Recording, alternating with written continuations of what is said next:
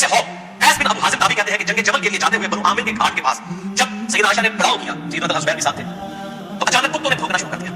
सैयदा आयशा ने पूछा कि ये कौन सी जगह है, तो साथियों ने अर्ज किया कि ये हौद है।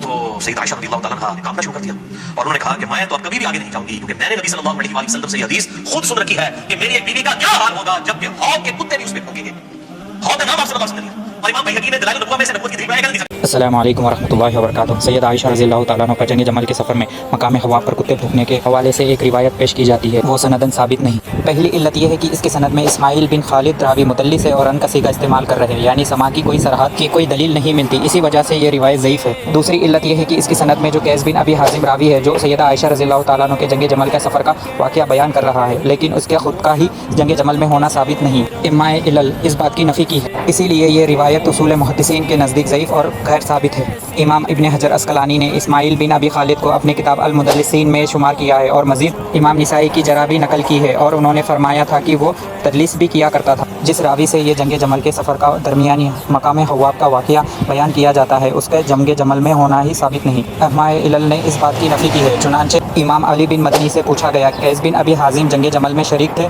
तो आपने फरमाया नहीं। सैयदा आयशा रज़ियल्लाहु तआला अन्हा के मुतालिक जो रिवायत बयान की जाती है, उसके रावी के बारे में मुहद्दिसीन क्या फरमाते हैं, ये भी मुलाहिज़ा फरमाएं। इमाम यहया बिन सईद अल-कतान ने फरमाया है कि कैस बिन अबी हाजिम मुनकर हदीस है। फिर उन्होंने कैस की मुनकर हदीस भी बयान की, जिनमें मकाम हवाब के कुत्ते वाली भी रिवायत शामिल की है। इमाम इल्ल ने भी इस रिवायत पर जरा की है। इमाम अबू हातिम और इमाम अबू ज़ुर्रा रहीमहुल्लाह ने सैयदा आयशा सिद्दीक़ा रज़ियल्लाहु तआला अन्हा के मुतालिक मकाम हवा वाली रिवायत के हवाले से फरमाया है कि ये रिवायत मुनकर है, और ये भी बताया है कि इसकी सनद सिवाय इसके किसी और सनद से रिवायत नहीं की गई। दूसरी जगह मैं मिर्ज़ा की मक्कारी बताता हूँ, ये हदीस देख लेना। इस हदीस में सैयदा आयशा रज़ियल्लाहु तआला अन्हा के बारे में ये कहीं नहीं कहा गया है कि वो काँप रही थी, मगर मिर्ज़ा प्लम्बर ने यहाँ पर कह दिया कि वो काँप रही थी। सैयदा आयशा ने पूछा कि ये कौन सी जगह है, तो साथियों ने अर्ज किया कि ये हौद है।